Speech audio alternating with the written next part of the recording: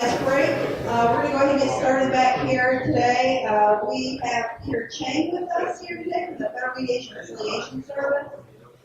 And so blessed to have him here. He was actually last year's recipient of the Terror Lifetime Achievement Award. So you know how special we think that Peter is to this organization and representing what we do in terms of the field of labor management relations. He's been with the FMCS since September of 1996. And he tells me, I guess as a tidbit, that when he first came to the U.S., his first trip, he got stranded in a Texas airport and met some folks that were from Nashville. And so when his first experience here was eating fried chicken dinner with a couple from Nashville. So he realized he was in the right place. He didn't right move from America. But he's worked with FMCS since 1996.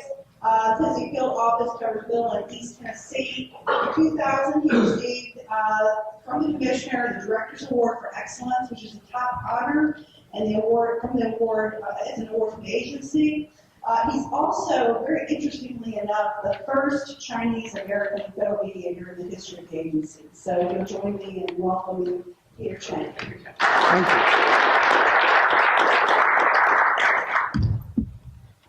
Thank you, Kim. Thank you, Bill.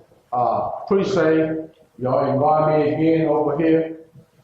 They did a good job. How about getting them back in? For many years now, they've been basically one or two person show trying to put all that thing together, and it's uneasy. And hopefully, everybody spread out a good work, and we can expand this conference. Most of you know me. I said that I'm just like one of y'all, and probably see me all the time. Unlike the speaker before me, you probably don't want him to come by. Yeah. Top section 610, everybody gets scared. If they get a lecture on 610, I don't think anybody would want for union office. It might be a good idea, JD. Put that literature out, then you have no opponent against you. Anyway, we're a good guy, yeah. But I say I'll tell a story real quick, get it started. I said most of you know me, I'm a storyteller, and like Kim said, I've been here since I was 18 years old. Early 18. I've been here about 43 years now, so. I'll pick up some of the story that, little bit pieces here, pieces there from some of my friends, and you can tell I'm not from this country. I'm originally from Hong Kong. So hopefully you understand my changes. So you always my interpreter. I didn't run away. I done lost my microphone. Anyway, your concept kind of reminds me of a seeing eye dog on the blind man. You ever heard that? I think some of you have heard that before. This seeing eye dog was leading this blind man into the street, and they come to a very busy intersection. Or the four-way, rather than slow down, let the car, slow down before they cross the street. Seeing eye dog just drag this blind man right through the four-way stop. And all the car in four-way, braking, try to avoid this dog and this blind man, almost caused one heck of accident. So as soon as they cross the street, blind man was in his pocket trying to feed his dog. And I seen the van, saw the whole thing. Just enough time to stop the blind man and say, "Sir, what are you doing rewarding this dog? This dog is going to get me killed, you killed, and everybody else killed." The blind man said, "Hey, I just try to feel where he headed so I can kick his butt." Yeah, I know a lot of you are dog lovers. I forgot about disclaimer. Nothing against dogs, but they just saw like this field. Everybody try to each other try to feel each other out. I always tell them when this China mediator come, feelings stay open. Yeah, that's good. A little bit relaxing, a little bit Anyway, most of you, how many of you have used FMCS before? Okay, I know JD, I know Lee, yeah. Mr. Moreau, of course, you know, Marty, he's well experienced. We're fortunate to have you over here to talk about your experience at Ford and UAW. I said it's a iconic company and union, and I love to see the program work together. Today, I'm not changing subject, but today I always brag about people always badging collective bargaining and members and some of the company, but UAW and Ford and all industry, what they did turn around is amazing. And look forward to hearing your presentation. And TVA too, they're doing a really good job, even though they don't have a statute to say they have to be in union. But they're always on the collective bargaining, memorandum understanding, they do a really good job with different unions. And that's something to be proud of. Anyway, FMCS, I don't want to take up too much of time, is established in 1947 under what's called the Taft-Hartley right there. That's for me, when I was an advocate, that's the only thing ever come out, a good thing come out of Taft-Hartley. Some of you know what that means, yeah. But it is basically what we do. We are not we're third-party neutral. We're truly third-party neutral, independent agency. Most government agencies either regulate you, all right, and or enforce the law, sort of the way the gentleman before me, the speaker, you know, they regulate, they enforce it, put you in jail, or enforce the law, like Department of Labor or Department of Justice. We do either one of that. We're very unique. All we do is we help assist the party, the company, the employer, the representative, and the employee and the representative, either union, association, to through the mediation. We prefer this only. If you look at the act itself, it said that collective bargaining is the preferred avenue to settle dispute. Amazingly, you know, I don't know how to get in there, but I imagine if some of the senators saw it, they probably would figure it out. But that's, you know, they say that in the act, that's our mission, is promote the labor peace, full collective bargaining. So it's a good thing.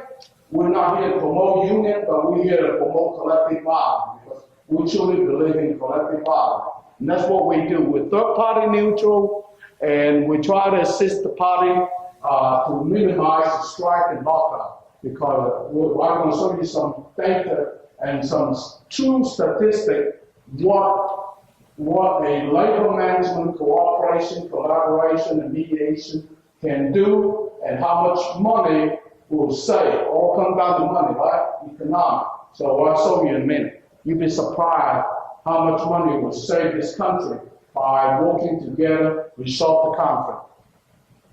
All right, like I said, we promote sound and labor management relations, prevent minimum work stoppage, advocate collective bargaining, mediation, and arbitration as preferred avenue. Develop the art, sound, and practice of ADR. Anybody, y'all know what ADR is? Alternative Dispute Resolution. And that is the in thing right now, is collective, is ADR. It's the most of government agency, even the private sector company are doing alternative dispute resolution. Unionized, non-unionized. More and more non-unionized companies are doing alternative dispute resolution now, and provide conflict resolution service and improve and force the labor-man relations. And that's what we do down here. And now, we had code in DC, and we got 10 sub-regions now. And we got 16 field offices nationwide. Only thing we have anything to do with the political party is our director. Our national director had to be appointed, whoever sitting president had the pleasure of nominating our national director, and it had to be confirmed by the Senate. So that's the only thing with anything to do with policy and politics. But most of our director is not policy neither. They either labor lawyers or either will represent the management or represent the union. Most of them are labor lawyers, some of them are former NLRB chairmen, and most of them are what's called petition.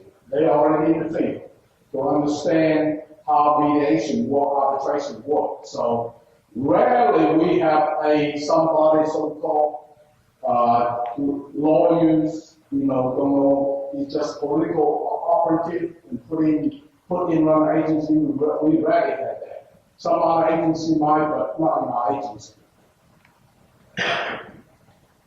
Talk about FMCS, I need to introduce my colleague down here, Mike Cunningham. Most of you know Mike used to be headhunter over here in AEDC, unlawful with ATA Surgery, and what was the other company before? ACS, West Computer Science Corporation, joint venture. Pencax. Cyber Services, West, Pan Am. Pan Am? Yeah, right. So Mike been around a long time. He's been here, what, 30 years? 36 years. 36 years, yeah. And we're fortunate to have Mike, and Mike decided to have another challenge for him, and we're fortunate to have him. We have an opening, actually 2 openings in Birmingham, and Mike is one of those filled the vacancy, and going to do a really good job for us. And, so we're constantly recruiting petition. So most of our mediators, we see 67 officers. We get about 160 field mediators around the country.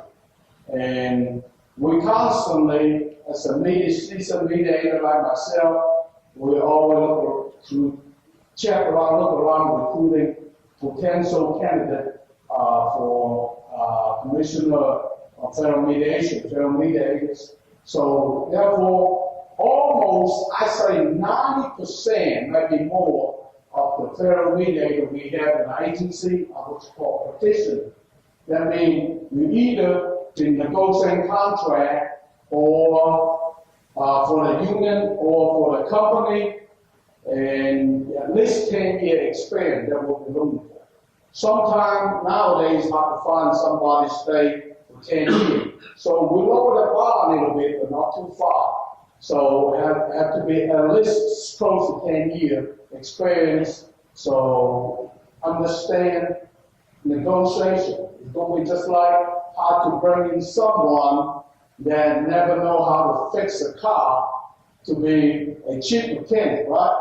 So that's what we always do. Majority of us understand where you're coming from, come to negotiation. So if you think about being a federal mediator, just let me and Mike know, and sometimes if we get an opportunity, we talk to you and give you an application. I said, don't pay much now. We work for federal government, Yeah. I know Mike took a big cut and pay. Yeah, he might get a donation. Yeah. How can mediation benefit you? Okay, some good artists, not me, Jordan. Yeah. So basically, we try to bridge the gap. Okay, that's what mediators do. And but since I get an hour and a half right here, I'm gonna do something a bit get interactive. Is that okay? How about 1, 2, 3, 4, 5, 6, 7, 8? Okay, how about 8 at one group? And 1, 2, 3, 4, 5, 6, 7, 8. This 2 is one group. And okay.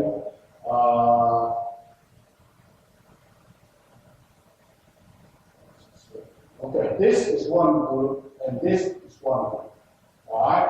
If you will just get a pen and pencil, a writing pen, If you don't mind, write down the characteristic, all right, or the criteria to be a mediator. Okay, what do you think? What do you think a mediator should do? Okay, what kind of characteristic or criteria that a mediator should have? What should they acquire? What kind of characteristic they should have? Okay, to be a mediator. Okay.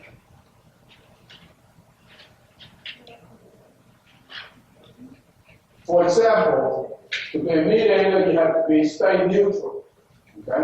So I think it's simple. What else that a mediator should have? All right? Y'all can discuss and then. All right. No, I want you to kind of in the group, discuss in your group and then facilitate back.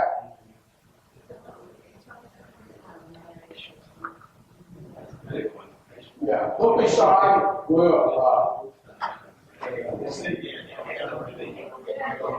got a recorder, write it down, yeah, and then facilitate back. I appreciate it.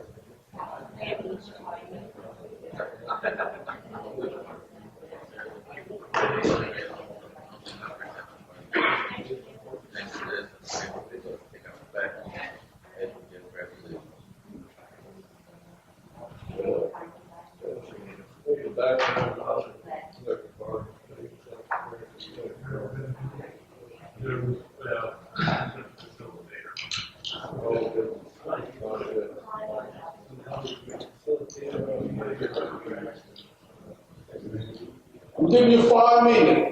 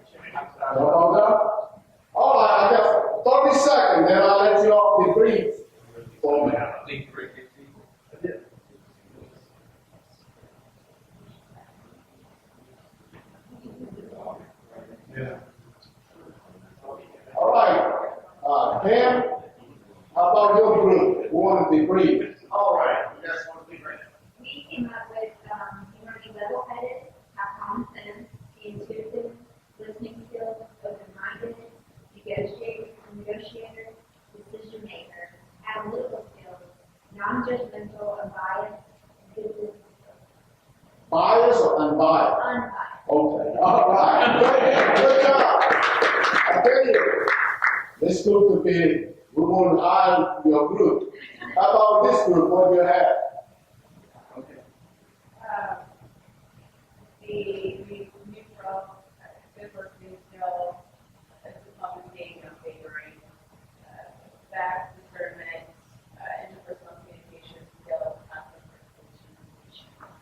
Patient, very good. Patient, yeah, look for keyboard, good. Patient, gotta be patient. Yeah. All right, how about this group over here? Well, we too had a good listener, but it also had clarifier. So if you hear somebody say something, come back with different words and paraphrase that. So I hear you saying, and then get that clarity from the person again. Think outside the box, be impartial and not non-judgmental, have collective bargaining experience or have some experience with who you're mediating with. Be able to prompt and explore ideas. So if they say something, you want to be able to move them toward common ground. And being patient from both parties, but sometimes emotions get in the way, and you need to be able to calm that down. Excellent. Think outside the box. That's why we're giving you each group has some keywords. Think outside the box. Sometimes the mediator got to think outside the box and leave the party, just, to guide and not tell them what to do. Excellent. All right, how about this group right there?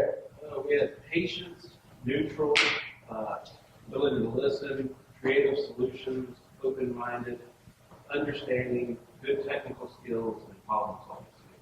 Problem solving, open mind. Very good. Good. Yeah. Last but not least, do you want me to say everybody? Yeah. Okay, everybody. All right. Anybody else got something that is not been mentioned? All right. Yeah, that's very good. Y'all probably going to be very good reader here. But as Mike can tell you, is harder in real practice to be impartial. People say, yeah, I'll be impartial, but be careful. Yeah, it's very difficult. So that's what we do. Everybody that we hire, and we have to train them. The hardest thing for me as a new mediator is, especially from advocates, from either management or the union. It's very difficult to switch head to be the leader, because some point in time, you think one party, the other party might be a little bit wrong, a lot wrong, and you try to solve them. Pretty soon it becomes possible. You need to really look at it very from a mental standpoint. But it's a good profession. I think all of you can do a great job on that. So, well, I'm going to tell you a little story too. But let me go through a little bit more of the lecture. All right? A mediator, what a mediator can do, most of you already done it, can clarify the issue, define the problem, generate options. So I haven't heard that while ago, is generate options. You do what's called supposal. You generate some options for the party to think about.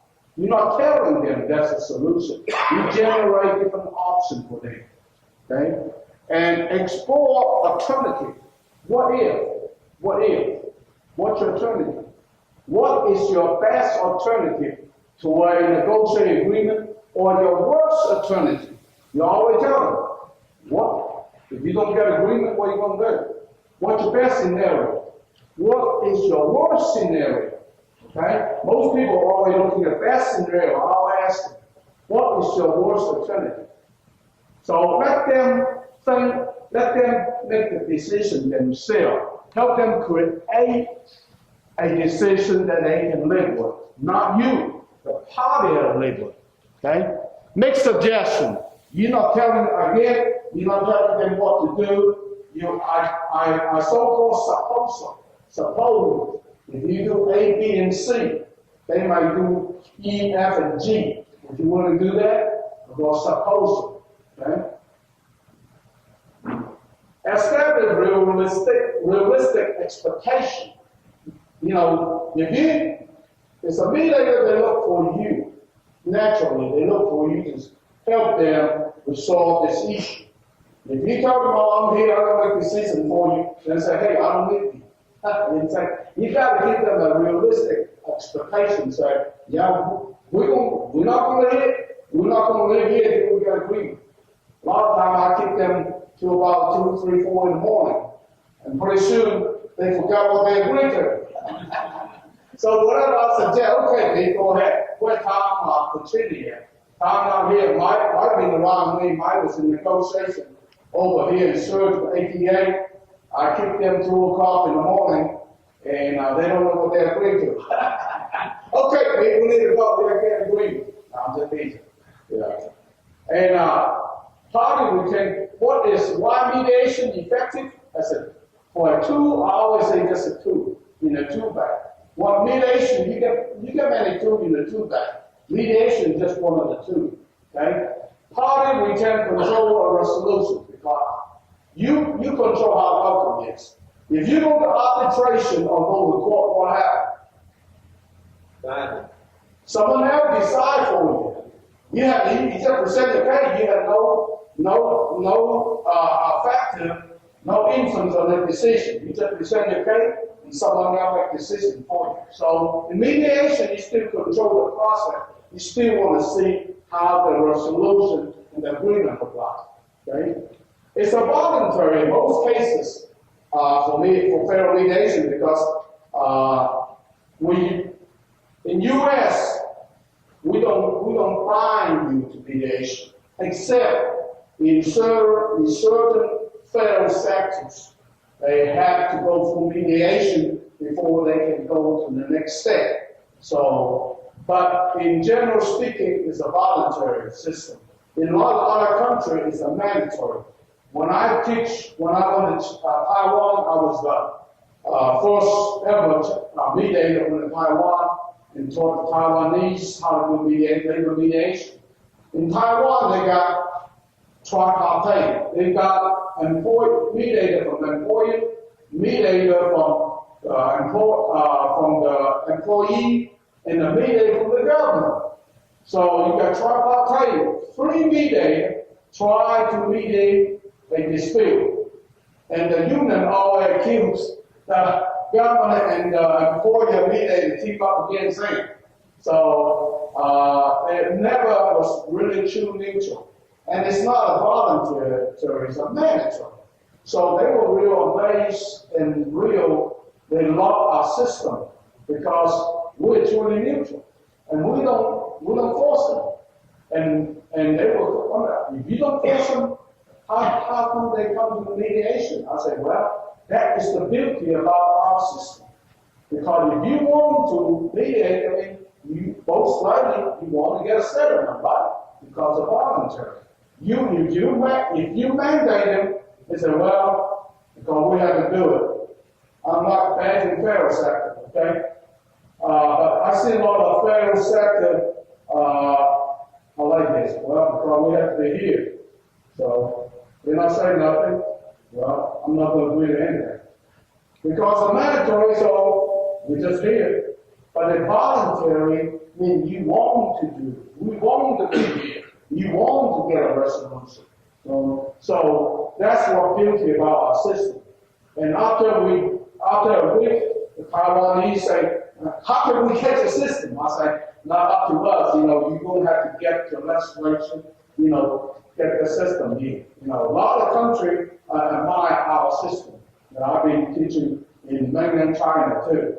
And we are also international program, and we kind of share, I don't say teach, I'm sorry, share our experience with other countries, and most of them really love our system. All right, it's informal versus formal process. It's time efficient.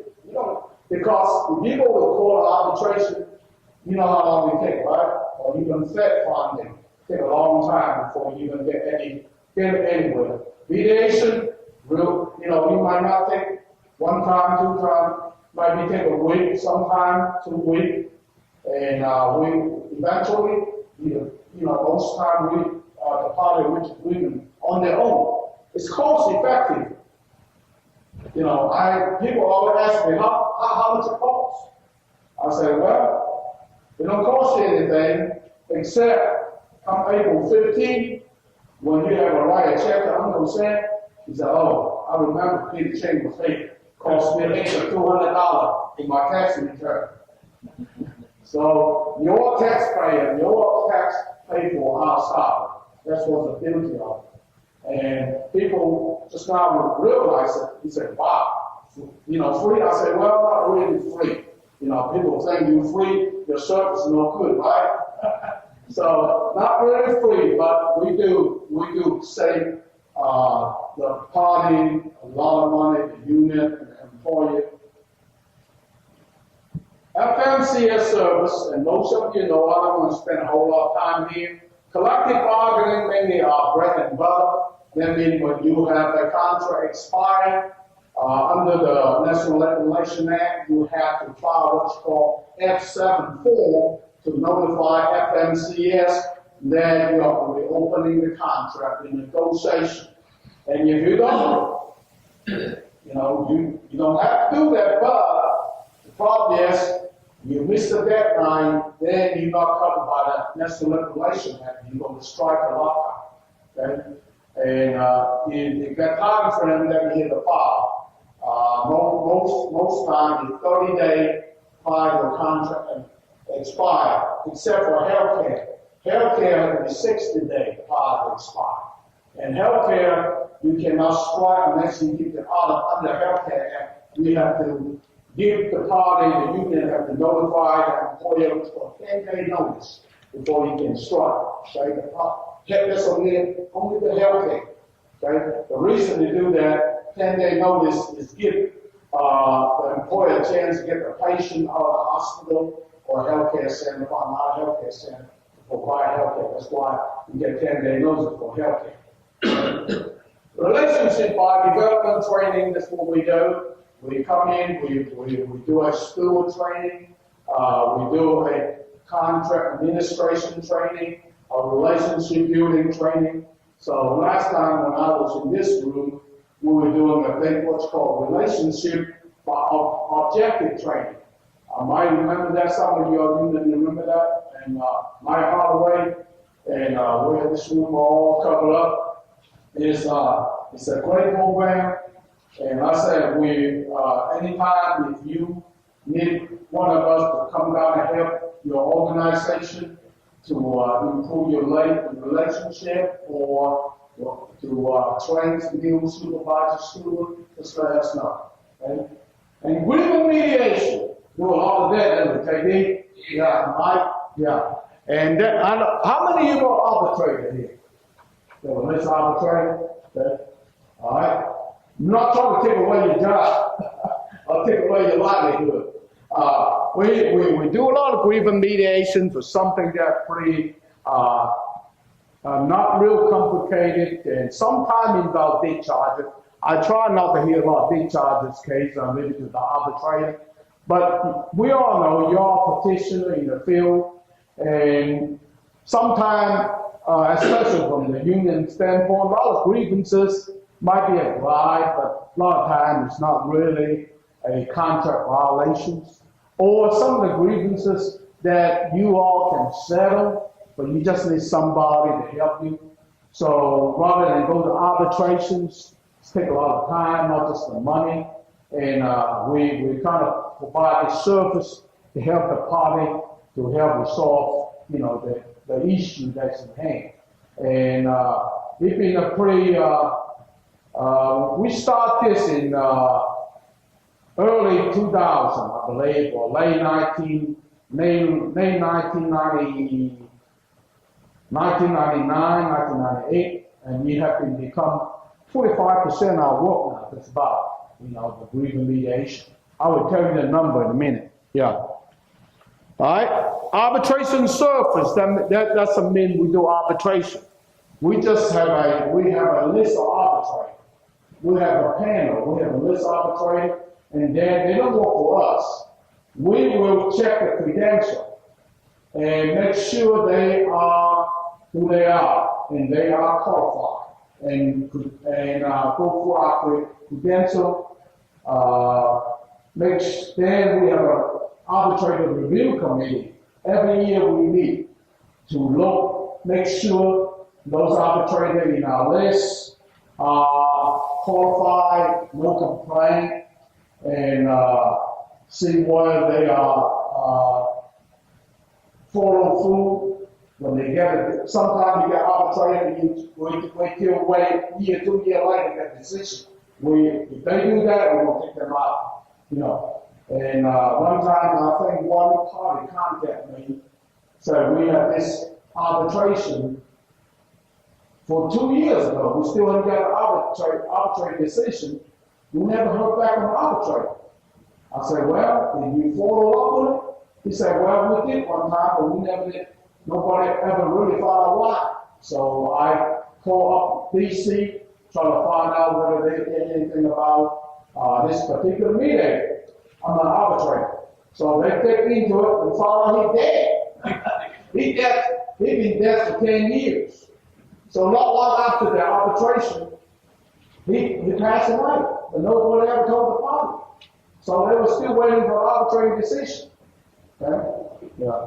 So, and education, we call EAO, Education, Outreach, and Advocacy. That's what I'm doing here now. I'm trying to outreach, try to educate the party about the mediation process, try to promote the agency, the services, what we do. Okay? And we go to university, I go to various class, talk to the new students, talk to the future leader of this country, future leader of the union, future leader of the and the company, HR, talk about mediation, collective bargaining, yeah. And employment mediation, non-bargain related alternative dispute resolution. Employment mediation is, we do a lot of what you call EEO cases related to discrimination. Under the Administrative Dispute Resolution Act, FMCS is an agency that's assigned to do mediation. Before, for example, if you have an issue with the Department of Labor, you file a complaint, instead of going to court, go get a lawyer, the law says you have to go through mediation first, and this is us. We are assigned to do mediation. Okay, so we hear a lot of cases with the Department of Labor, with the Department of U.S. Army Corps of Engineer, VA, and Post Office. We've been doing Post Office now. And the Post Office is a big part of our customer, because they got compliance with employment discrimination. Also, the supervisor, postal supervisor, they don't have a collective bargaining agreement. So therefore, Postal Service and what's called 650 program is for the supervisor level of the Postal Service through us, mediation. FMCS mediate the cases. But in their case, they have to reimburse our expense, because they get set the revenue is get from the tax office, the same thing we are. So they have to reimburse us for our expense. So, and I also had a lot of EEOC cases. When EEOC, some cases, they don't want, they get overwhelmed, they send to FMCS. Okay? We are in their training. We do train interest-based problem solving. Best practice USA and abroad do that. Whole major conference, the state, region, national level management event. This is considered part. We co-sponsor a lot of conferences. Hopefully someday we can co-sponsor this conference and get this. This is great conference. We have to let our community know, labor management community know, to get this thing expanded. Work with negotiation, mediation training for government agency, industrial union. We do a lot of training for negotiation, and we teach the union and the company. Mainly we like to do joint training here. I've been doing before the teacher collective bargain, professional negotiation act was do away with in the state of Tennessee. I have done a lot of training, negotiating training to teach them interest-based bargaining. But now I still doing a lot of that. They call collaborative conferencing. Under the new act, they can, the teachers can request conferencing, collaborative conferencing. So I've been doing that part of training all over Tennessee. So far, I've done over 20, 25 different school systems on collaborative conferencing using interest-based problem solving. So it's a great program. Some of you, anyone you're a teacher? Okay. Yeah, right. This is for K to 12, and we do a lot of that. Okay. Professor, we do a lot of that interest-based bargaining for professor too. Yeah. All right. Let me tell you, there's some boring statistic. We had 13,000 collective bargaining negotiation. This is talk about. I don't have the FY14. I don't have yet. This is based on FY13. Okay. They were active involved more than 4,100 cases. And this is what we're looking for. Achieve settlement in 84% of those cases. It's pretty good. I don't think a lot of agencies, a lot of organizations can say they can get that high percentage settled on those cases. We have 22,702 notice. That means F7. You got to file F7. That means you get contract open for negotiation. And we got 12,900 of those assigned to the mediator. Some of them under 15. We don't assign the mediator yet. We put in our fine. I think they lowered that to now under 8. Usually under 15. So that's the reason why this don't match this, because some of the cases we just put in a fine too small for us to sign. Okay? And 4122 active mediation, 2027 training. We got that many training we did in the United States. And look at grievance mediation, 1,872 grievance mediation. Okay? Let's say I'm not against a big arbitrator, because when I'm retired in a few years, I'll be an arbitrator too. But I think this is something that helps both parties. Some of the grievances really don't need to be arbitrated, so we do a lot of that. And we do employment mediation. This number going bigger and bigger. 1,118. That means that kind of. Right now, everybody try to go to ADR process rather than go to negotiation, arbitration, or court. Now, this is an interesting figure here. All right, this time period from 1948 to 2013. That's when FMCS started, and so you can see the work stoppage. All right. You can look at that. People thought it might be a lot in 40, but it's not. The highest is actually during the late 60s and 70s. That's the peak of work stoppage. And you can see it start going down. Especially during recession. Great recession here, really going down in work stoppage. And this is talk about the duration and how long and the contract, filing notice, and the contract duration. That means right here, this is after contract duration. As you can see, normally is basically 36 months, right? The contract, 3 years. But you can see it's getting longer and longer as time goes by. In 2000, down here during recession year, really going long. 5, 6, I even see some 10-year contract.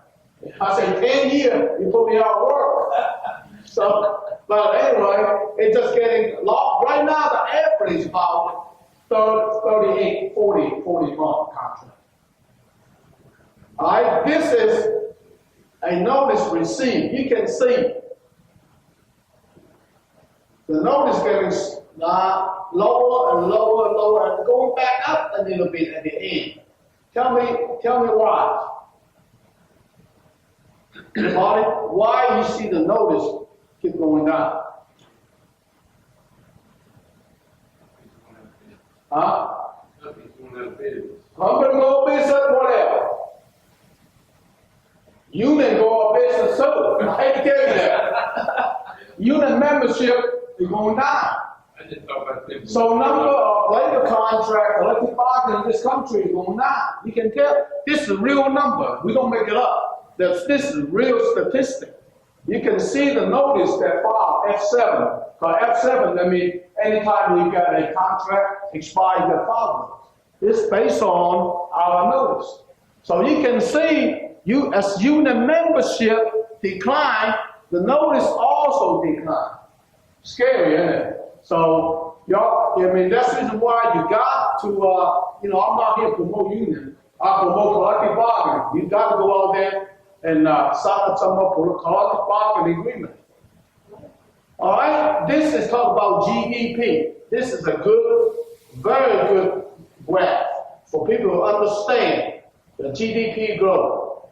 All right, this is every contract duration. You can see getting along. Okay, especially in recession.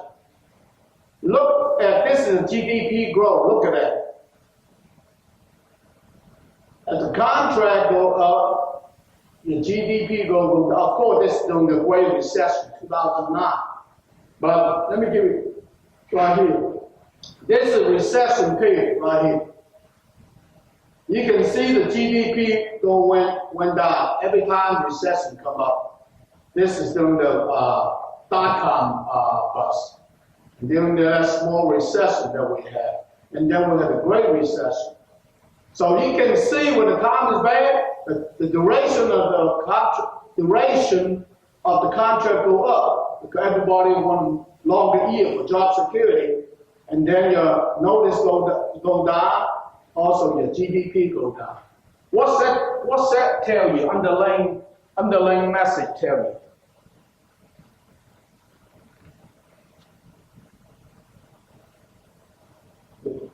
That tell you your GDP go down, that means your gross domestic product had a lot of relation with the collective bargaining, right? People keep bad in collective bargaining, but collective bargaining keep this country in a good growth domestic product. People make more money, more benefit under collective bargaining. I don't care who says so. Collective bargaining basically they give you a better living standard. Every work stoppage, what FMCS impact? So what will we do? Why we need this agency? Some people say, we don't need FMCS, we don't need this agency. But I want to show you some true numbers, so rather than shoot from the mouth, data don't lie, okay? Every work stoppage duration, if we have a timely mediation, if we can get involved early, mediation before the wind stop, the work stoppage only lasts 44 days. Every work stoppage duration, delay mediation means, I don't need you right now. Let them go out there for, I don't care, So until the stock price went down and the stockholder raised Cheng to try to get this price settled, then he called FMCS. They could have called us earlier. We could have saved them a lot of money. But instead they call us when they have to. So it cost them 66 more days to work stoppage. It's about 22 days different. Every reduction in work stoppage duration, 33%. If we can get in this time in mediation, we can, even though we don't like to see strike. But sometimes if it has to happen, you better have mediation involved because you will lower your, reduce your duration to 33%. This is dollar cents, average annual saving, okay? And for the taxpayer and for the public, some of them don't even know. Every estimate annual saving for employer profit, employee earning for FMCS work stoppage, reduction in avoidance, 1.1 billion for fewer stoppage. That's the money you save by not having a work stoppage, either a strike or lockout. That's mean work stoppage. 298 million for solar, even though you have a strike or lockout, but it was 298 million we get involved. You got a solar work stoppage. And 1.5 billion total benefits. See, when you go out on a strike or lockout, not just wages, your benefit too. Your health care, your vacation, your holiday, your pension, everything got accounted. So together, we are talking about $1.5 billion they saved.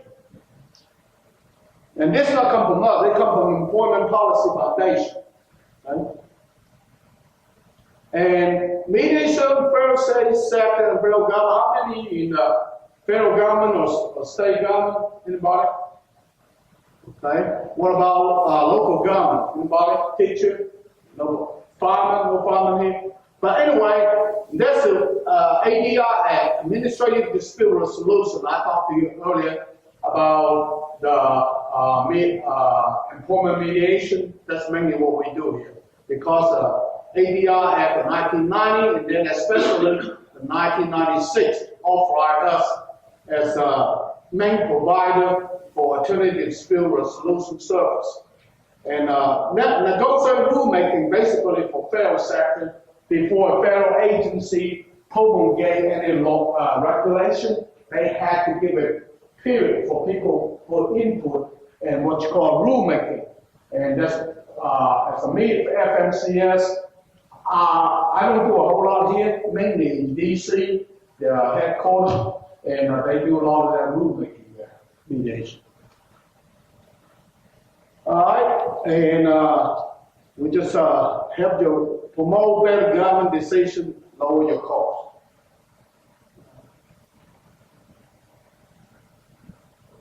So basically, we'll do non-collective bargaining agreement, help the party on employment mediation, and some we do reimbursable expense. Basically, it's like a gun. The government, we do require them to reimburse us, except if you need a collective bargaining. Now, federal government, state government, local government, and collective bargaining. In Tennessee, you don't have. You got memorandum understanding with the state employee here and the fireman and the policeman, but not really a collective bargaining. It's unlawful in Tennessee to enter into a collective bargaining agreement with the state agency. Okay? But other state is perfectly legal. In Florida, in the South, is Florida. A lot of Florida mediation, federal mediation work is with the state, with the local government, police, fire, state employee, municipal employee, and federal sector got a lot of union now. And so they the fastest growing union in the country is the federal sectors and state and public sector union. Public sector union really down to about 8% or less. So it's just not a rosy picture. All right, mediation. All right, we do training. This is the type of training we do, and this is the mediation. All right, we do all kinds of stuff. I'm not going.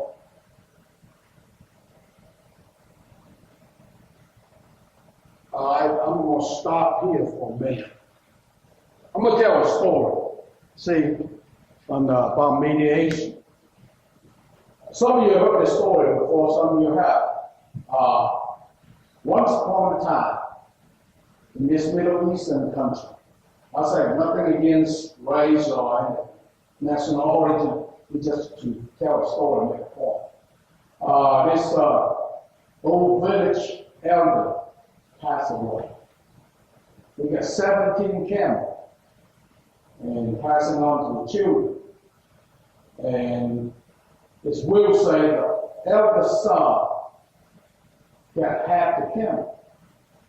And the second son got 1/3 of his camel. And last son, the youngest son, got 1/9 of the camel. So after they read the wheels, those three sons just screaming and saying, this is crazy, this is crazy. 1/2 of camel is what? 1/2 of 17 is what? You know, there's some Einstein here. It's it's 8.5, right? That's a good thing I got a calculator here. 8.5. What is 1/3? About 1/3 of 17, about 5.66, somewhere in that neighborhood. What is 1/9 of 17? 1.88, right? You'll check my figure. This Chinese calculator, be careful. So they said, wait a minute. How are we going to camel? We cannot cut up the camel. Camel's good for what? And for transportation. You know, good to cut it up. No? So they said, what are we going to do? Well, they went, so let's go visit this village. We got a wise old lady. That's a wise old lady. He said, man, we got a dilemma here. My father left us the wheel with 17 camel, and we couldn't cut it up. 1/2, 1/3, 1/9. He was crazy, you know, before he died. Can you help us? Wise old lady said, yeah, no problem. So wise old lady, bring in 1 extra camel. So 17 plus 1 is what? 18. So 18 divided by 2 is what? Use a pencil here, make sure this is my method right. Alright, so 18 divided by 2 is 9, right? What is 18 divided by 3? 6, right? What 18 divided by 9? 2, okay. So you add 9, 6, and 2 is what? 17, right? So they got one camel left over in the back of the wise old lady. Problem solved. So this is mediation. You know, in a small saying, that's what mediation is about. To get you, some of you have talked about it, you know, different options. Some of you come from New York, think outside the box. So that's what mediation is. Not, I made a mistake when I was in Huntsville. I said, this is not rocket science. We're rocket science. I said, I'm sorry. Mediation really is not a very difficult science. We just lie, common sense, and a lot of thinking outside the box. So basically, that's what we do, you know. And on general principle, we don't bargain over position. We separate people from the father. Long time, man, that's Peter. Last time he was negotiating the contract, he screwed us royally. He no good.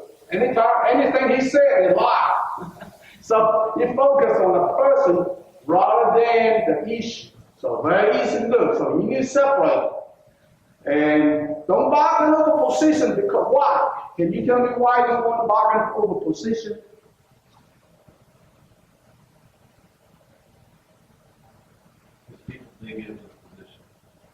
And accept it. Once you could, let's say, no subcontractor.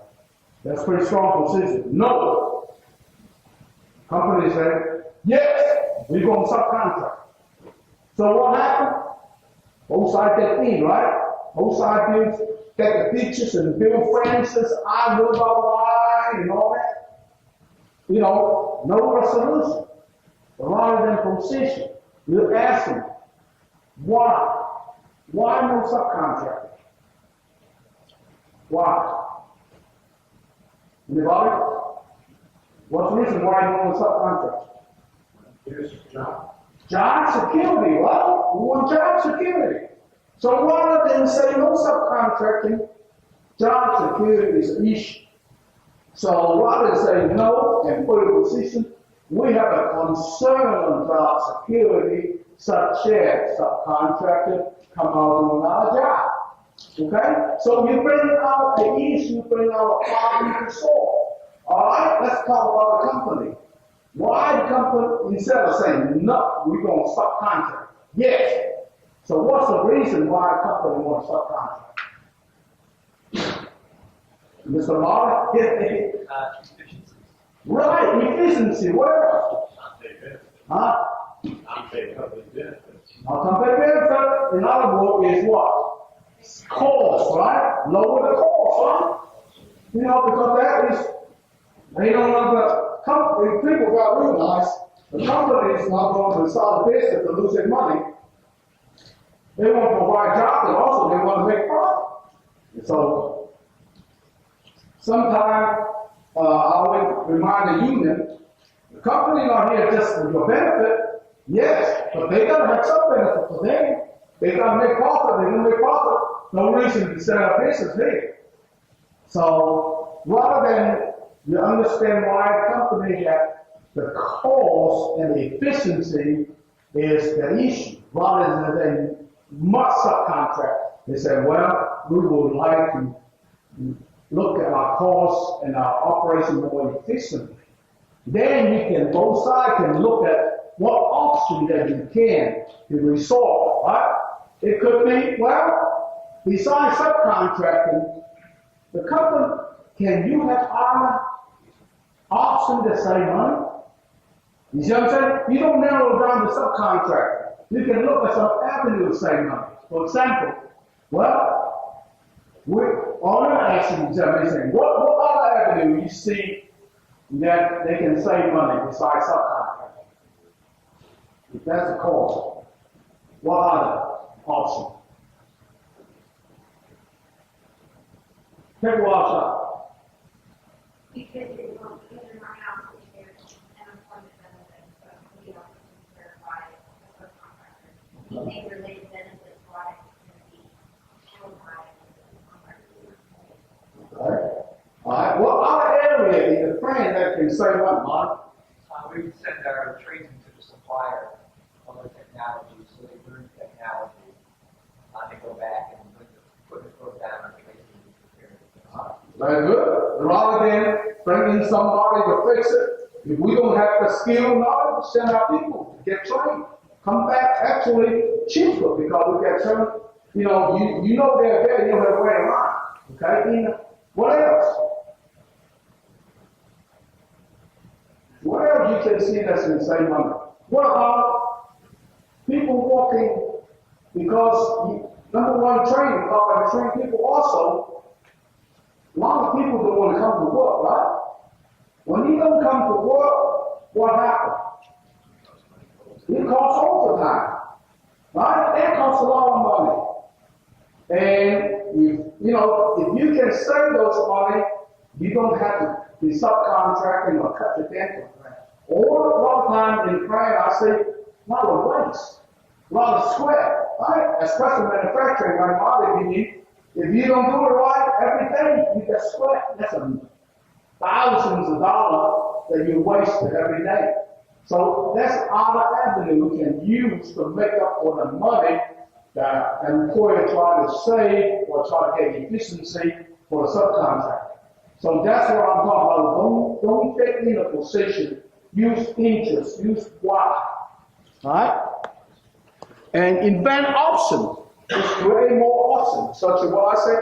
You might say, do training, people come to work, absentee, and cut down the square. Those are the options. And use some objective criteria. How objective criteria? I mean, how are you going to measure? Most of the time, in old days, we got a big stick win, right?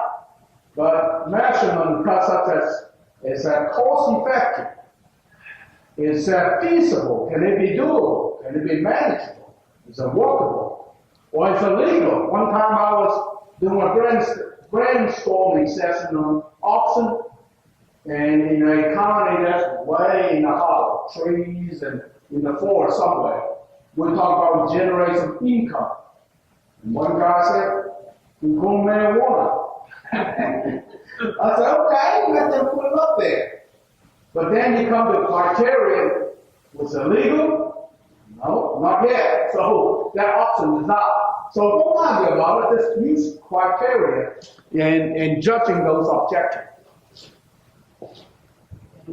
Some key to relationship, cooperative relationship, any kind, is communication, communication, communication, and communication. Mainly, you see this work right here. Develop joint problem-solving team. How many of you at the workplace had a labor management committee or similar to that? Anybody? Yeah, mine, four, whatever. Anybody else? Okay, the steel worker has. Senator, what about ATA? Y'all have that too? If you don't, I strongly suggest you have a labor management committee talk about. You don't have to talk about grievance, okay? Or changing the contract. We talk about a lot of operations you can discuss, and you build it by sit down and listen to the outside, mainly listen, not just keep filing complaint. Listen to what our parties say. Both sides genuinely try to work together, solve the problem.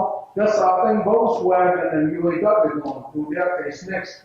That's what the work council, you can work together, solve problems, okay? Don't let problems fester. If you're a union official, you are HR, you need to take care of the issue as soon as possible because sometimes they can take the life of their own, right? So you got to take care of them. You don't go away sometimes. Be honest about the issue. Don't pat them back, oh, we're going to take care of it. Oh, no problem, we'll fix the life. Come months later, still couldn't see. People still slipped and fell on the floor because they never fixed the water leak. So be honest, take care of it. Know when to get help. All right. So that's about.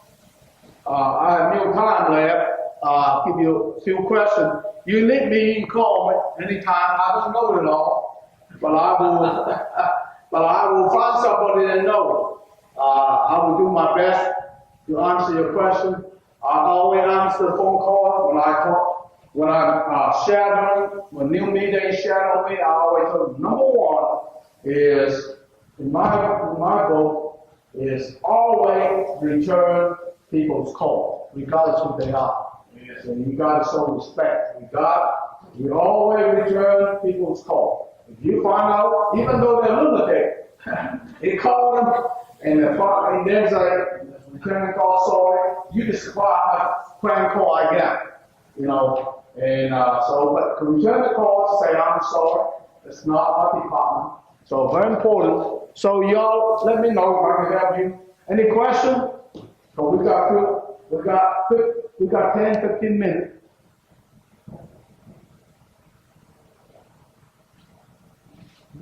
Do you find a lack of communication between union members and their elected officials in education? Do you find it to be more vast or be better and more? Getting better, but still take care. You got us, I'm from, some of you that probably, I don't know, most of you know me, some don't. I come from a union background. And I used to be with the Teamster Union. They said, well, Teamster, I'm mafia. I said, yeah, I'm mafia. Anyway, the union environment in the old days, they don't communicate. They want to keep the union membership in the dark. So they're the only one that knows, so they can dominate, when they lose the election. But nowadays, everything changed. The internet and the social media, everything changed. So sooner the union communicate the membership frequently and honestly, the better off they are. And it just affects a lot. So I think it's getting better. I think, I'm not trying to tell the union what to do. I think in order to survive in today's environment with the young generation, we have to communicate. Anybody else? Not, thank you very much, I appreciate it. Hope y'all